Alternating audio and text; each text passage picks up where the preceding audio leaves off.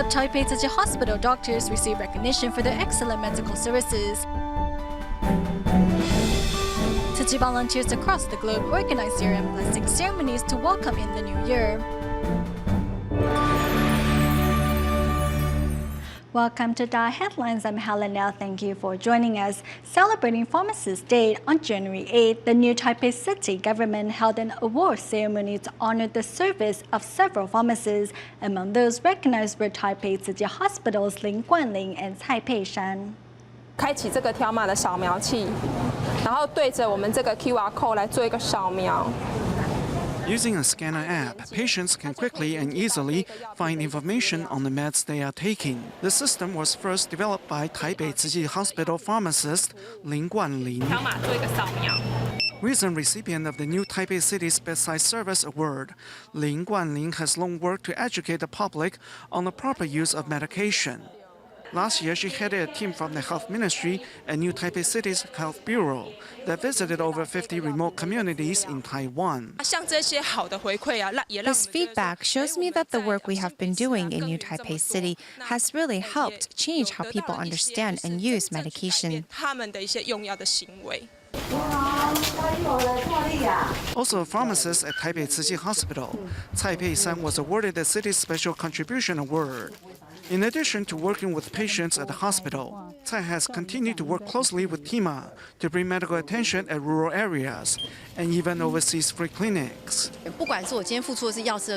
Regardless if it is using my expertise in pharmaceutical science or if I am asked to help carry rice, it all helps with how I empathize with my patients back in the workplace. I have found that in my work this is an important attitude to cultivate and one that helped me to continue to walk this path in life. As recipients of this year's New Taipei City Health Bureau Awards, Taipei San and Lin Guanling see the awards not only as acknowledgement of their hard work, but an affirmation of the power of great love to change communities for the better. Next, we learn how farmers in Taiwan cope with the shortage of cooking oil and jelly mushroom.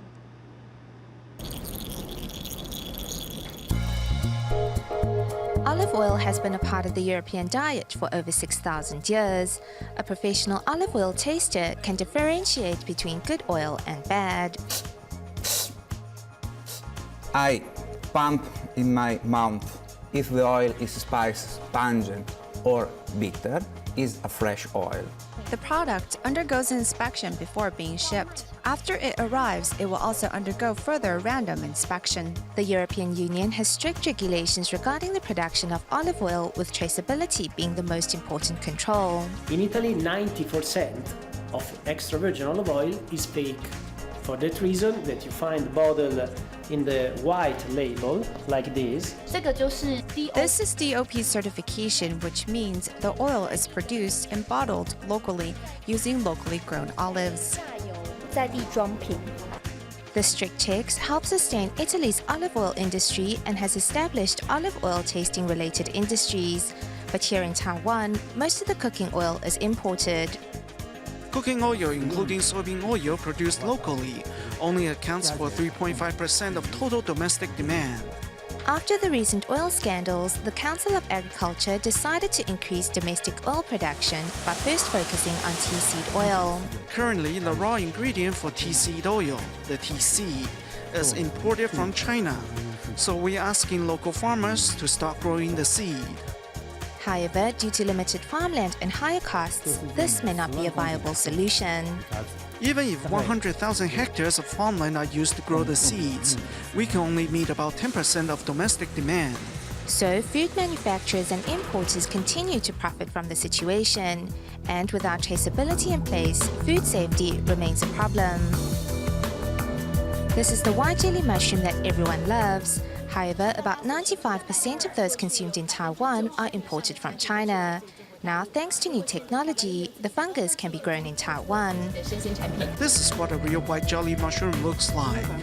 It's slightly yellowish and carries a light fragrance. See its root? It's completely different from the dry ones. Due to Taiwan's climate, the fungus couldn't be grown in the past, but now with the country's advances in fungi culture, the mushroom can be grown in a climate-controlled environment. Creating the mycelium of the fungus is extremely difficult, but now we have already established a SOP to create an environment that is most suitable for the growth of the mushroom. Besides the white jelly mushroom, cultivation techniques for all other edible fungus are being passed on to businesses for mass production. Fungi culture first begins with the inoculation of mycelium. It cannot withstand the slightest contamination and therefore must be performed inside a clean room to prevent contamination. The clean room used by the industry is comparable to those being used by semiconductor manufacturers. By farming mushrooms vertically, for every 10 square centimeters, 5 kilos of high-protein mushroom can be grown. Once inoculated, the spores will have to be moved to a climate-controlled chamber to grow. The mushrooms can even be exported to generate more income. I don't believe we always have to mass produce. Instead, we should diversify and grow items that imports simply cannot replace. Facing global competition, the farmers of Taiwan must not only learn to upgrade efficiency and product lines, but also learn to rely on advancements in technology and develop a proper strategy so to stay competitive. 71-year-old Jiang Jintao is a regular viewer of Master Jiang Yin's wisdom at Zhang broadcast. However, due to the early hour of the show, Jiang often feels like dozing off. To prevent this, Jiang began to copy down the characters she saw on the screen. A 71-year-old Jiang Jintao is functionally illiterate. You might wonder how she manages to take notes.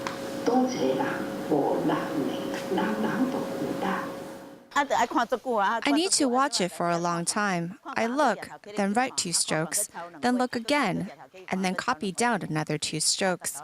I slowly copy the words this way. My strokes aren't correct. Sometimes they are too long and other times too short. Not understanding the words on the screen, Jiang just copies them down by memory. This is one way that she forces herself to remain focused during the broadcast. Sometimes, if I didn't sleep well the night before, watching the broadcast the next morning, I will feel my eyes start to get heavy and feel like going to sleep. However, when copying characters, my mind stays focused and it is easier to understand what the master is saying. This notebook is the fruits of her labors, and through it, Jiang has slowly learned how to read. The second character in the word wisdom, I can read that now. The character for Buddha, I also understand, as well as the character for heart. There are several dozen characters that I now recognize. Before, when speaking, my voice would be too loud, and those listening would find it uncomfortable. Now I find I speak in a softer tone. Not only has Jiang's voice become softer, but her heart as well. A frequent participant at various Tzu Chi events, she says despite her age, she now has the courage to try new things. The master is old but gets up every morning at 3 to share the Dharma with us. We also need to be diligent in working on ourselves. The path of the Bodhisattva has been laid out by many volunteers that came before us. We need to follow closely in their footsteps, in the master's footsteps. We need to work hard to consistently improve.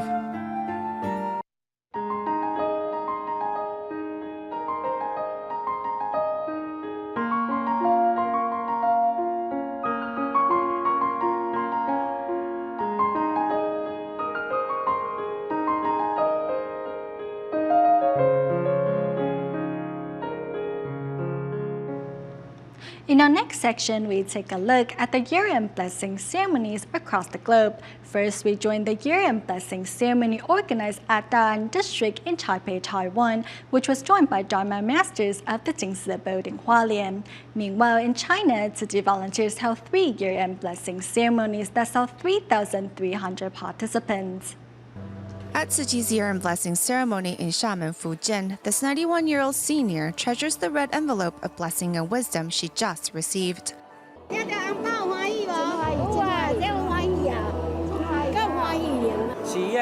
2015, I wish for Tzu Chi, the world, and all sentient beings to be free of disasters and live in peace and harmony. Despite having been a victim of the Xiamen BRT bus incident, Wu Lichen remains optimistic thanks to Tzu Chi's support. I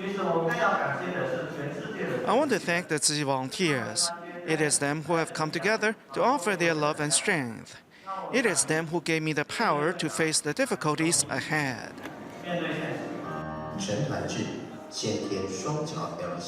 Chen Tuanzhi's mother also thanks Tzu Chi volunteers for sending her daughter to Taiwan to treat the deformity of her knees. Thank you for helping Tuanzhi. I hope she can come home soon. Thank you. As participants donate their bamboo coin banks, the cycle of love continues to trickle down.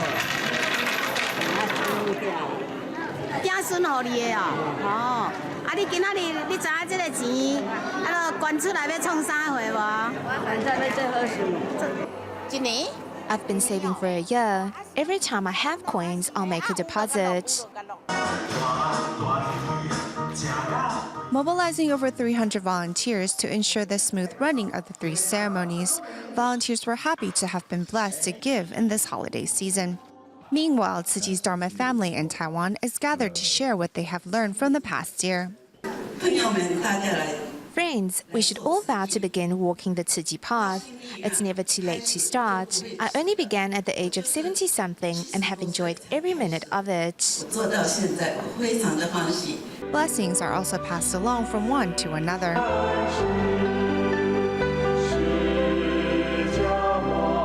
This is not only a Tzu Chi Yearend blessing ceremony, but also a gathering of disciples looking to gain wisdom.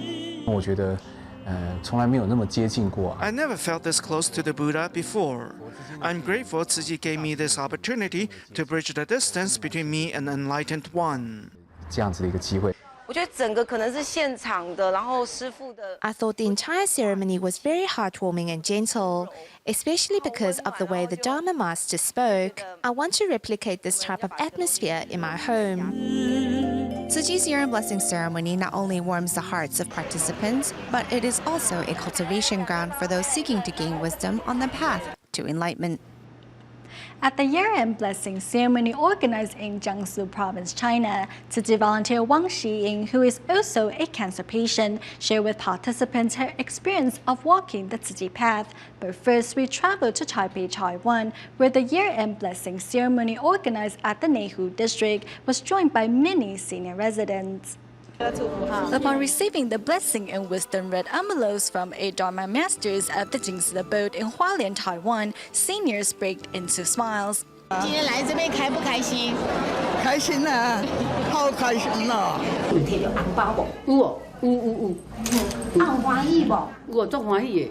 At the year-end blessing ceremony held in Neihu district, besides seniors who want to receive blessings from the Dharma Master, many residents are here to express their support for the Buddha's NGO. No matter where we go, we can find Tzu Chi volunteers. I am so happy to be able to attend today's celebration. I'm truly amazed by the Tzu Chi volunteers and Master Zhen Yan's words of wisdom. Every year, I always make sure to attend the year-end blessing ceremony.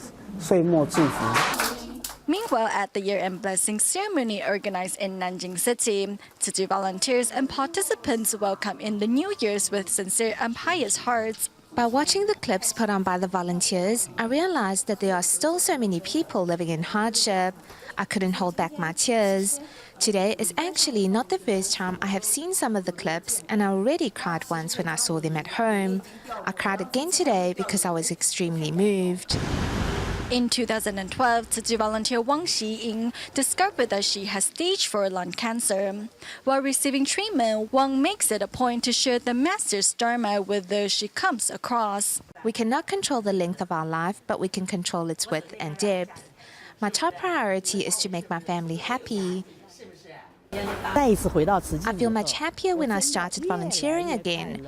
Now I don't even consider myself as someone who is ill. I want to thank my fellow counterparts for giving me the opportunity to give. During the year-end blessing ceremony, the volunteers also put on a sign language performance to spread their blessings to participants. We put on a performance that represents this year's theme, which is contemplating on the Dharma and purifying all things. We hope to remind the public that we need to cherish resources. At the end of the event, Tzu Chi volunteers and members of the public sincerely pray for a new year filled with peace and harmony. In Haidun City, Vietnam, Tzu Chi volunteers recently organized a banquet for care recipients and children of a local blindness center. Besides preparing delicious meals, the volunteers also offer free haircuts and a free medical clinic. However, let's first check out the year-end event organized in New Taipei City, Taiwan, and learn what inspired Tzu Chi volunteer Ye Yongfa to transform his restaurant into a vegetarian eatery.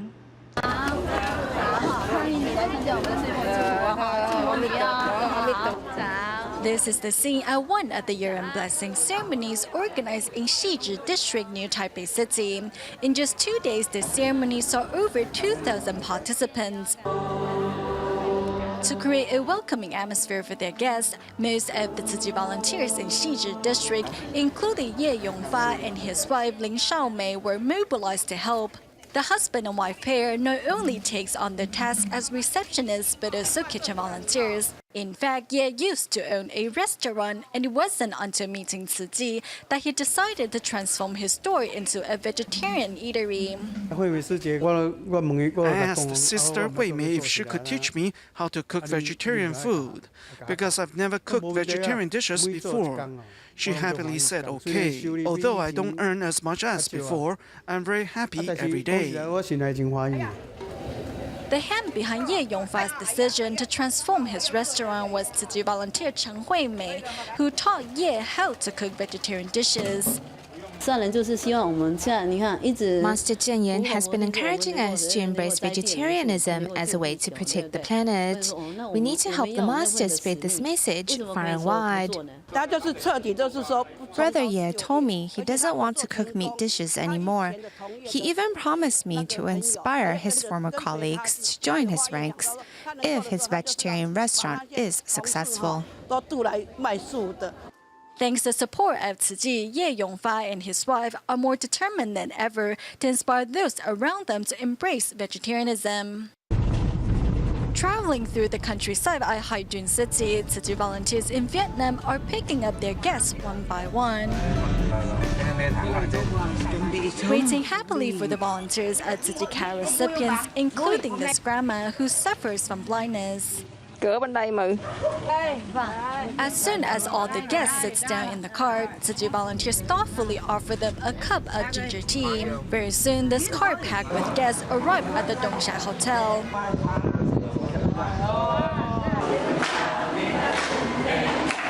Inside the venue, besides offering services such as medical checkups, free haircuts, and massage, the volunteers also give out spring couplets. During mealtimes, Tzu Chi volunteers are on standby to serve food for those who are visually impaired. The volunteers even made sure to cook the vegetables soft enough for seniors to enjoy. Meanwhile, at the year-end blessing ceremony organized at another location, participants take pictures with 1,000 hen bodhisattva. At the end of the ceremony, many happily donated their filled bamboo coin banks, while others received blessing and wisdom red envelopes from the volunteers to celebrate the new year. To make sure care recipients get through the winter days with a bit of warmth, the Tzu Chi Foundation began its aid distribution for the season in China in January. The latest distribution was in Yearend County, Hebei Province, where 159 Tzu Chi volunteers traveled to 4 villages to hand out supplies to 433 families. Knowing how far some care recipients needed to travel to get to the distribution venue, volunteers made sure each event began with a warm bowl of porridge. Here's more. Starting the day in the dark, suffering through motion sickness, Tzu Chi volunteers cook porridge in -7-degree weather. Did you travel far to get here? How does it taste, Grandpa? Good? Eat it slowly. Eat more if you need it. Today, the winter aid distribution in Hebei Province's Yearend County starts with offering care recipients bowls of hot porridge.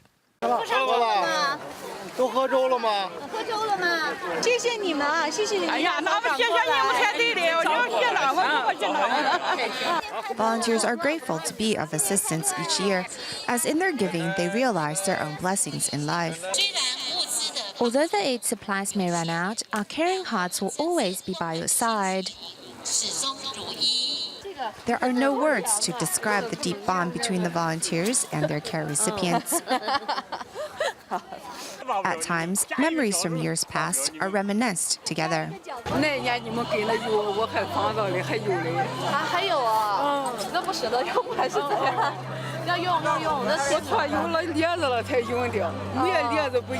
The volunteers' impromptu Jingsi aphorism lesson for the children is put to use right away.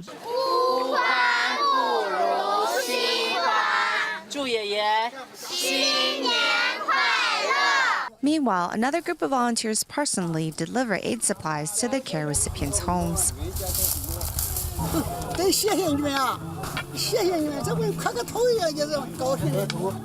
Tzu Chi's friendship with Liuyuan County has yet to break in the past 8 years.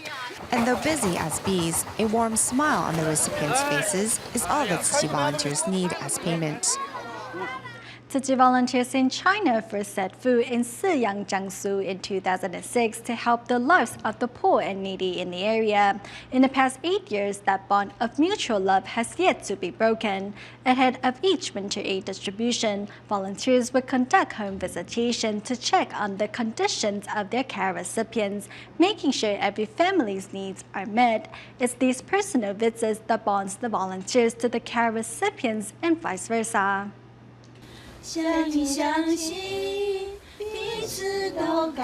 For 8 years in a row now, Tzu Chi volunteers are visiting the poor and the needy in Jiangsu's Siyang ahead of their winter aid distribution.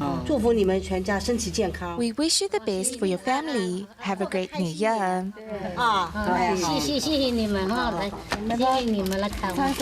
Tzu Chi's song, We Are Family, is taught to even the younger villagers. This is a roof. Look here. Roof, wall, floor. We are family. On this day, 47 volunteers visited a total of 181 impoverished families in Siyang. In these moments, the words, We Are Family, isn't just a song, but a philosophy of life.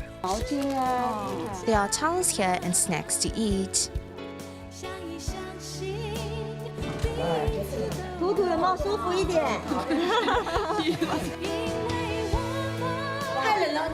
If it's too cold, don't come out to meet us. Stay indoors. If the ground is cold, your body will be as well. Seeing so many impoverished residents, one volunteer is overcome by emotion. I'm reminded of when I was little, our family was poor like this. Our walls were bare, much like theirs are. My family was like this 30 years ago. And now 30 years later, I can't believe there are still families in China struggling. It's hard to see. I suddenly feel that I am very, very blessed. Knowing every little bit helps, volunteers are making sure that needy families in Siyang can feel the warmth in these winter months. We go to Shenzhen, Guangdong province at the end of the show, where Tzu Chi volunteers in China established a recycling station on the famous Fuji Street under the request of the local government. We'll leave you with these images. Thank you for watching DaAi Headlines. Goodbye.